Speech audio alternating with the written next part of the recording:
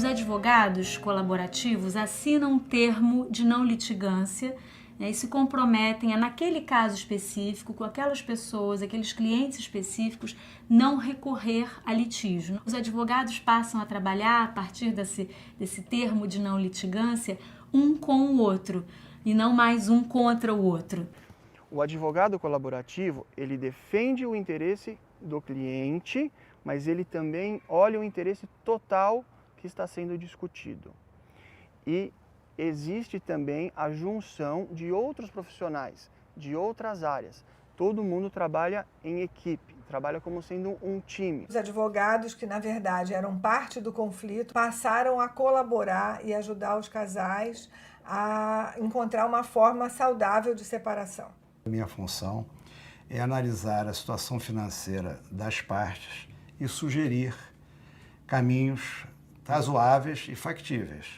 Essa prática começou nos Estados Unidos, a partir da iniciativa de um advogado de família que percebeu os efeitos danosos para o sistema familiar dos processos judiciais. Em 2011, uma médica e 2 advogadas foram aos Estados Unidos para uma capacitação nessas práticas. Voltaram muito entusiasmadas com o que aprenderam e fundaram um grupo de estudos. E esse grupo de estudos resolveu pensar em formas de implementar essa prática na nossa cultura. O advogado é muito mais do que um ajuizador de processos. Ele é um resolvedor de conflitos, um agente de pacificação social.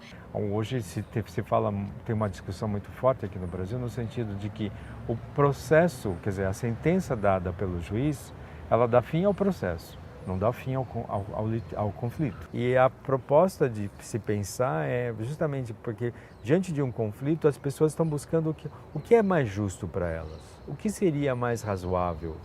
E é possível se pensar em elementos comuns que atendam a todos, entendeu? O fato das práticas colaborativas utilizarem o diálogo como veículo, muitos custos ficam reduzidos, né? O custo de tempo, o custo financeiro fica reduzido e especialmente o custo emocional. Você tem preservação da relação social e do diálogo. Quem lucra mais com isso? As crianças. Quando eu me separei, meus filhos tinham 11 e 14 anos. A vida das crianças estava em jogo e isso era o mais importante. A prática colaborativa foi essencial para que nós selássemos a paz nesse momento de conflito. Para a sociedade também vejo benefícios, porque deixamos de judicializar questões do cotidiano, né? Questões emocionais, questões relacionais, né?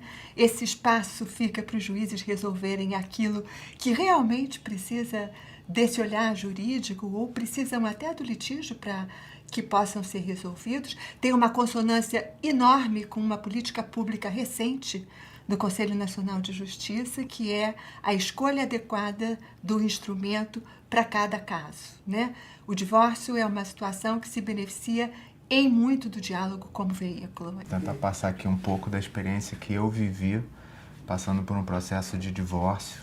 Eu acho que a grande mudança foi a parte de eu conseguir, ou tentar pelo menos, né? Acho que eu acolher um pouco mais ou mais a posição da outra pessoa. Quando você consegue acolher essa opinião dessa outra pessoa e pensar sobre isso, e pensar como você está reagindo diante dessa posição dessa outra pessoa, eu acho que facilita muito.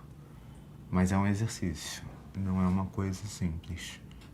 E acho que por isso é que esse apoio é importante. Esse apoio multidisciplinar ajuda muito a você enxergar o problema de várias óticas diferentes e ir montando um quebra-cabeça, que depois te ajuda a chegar a uma solução, a um caminho melhor, mais colaborativo e de benefício para as duas partes.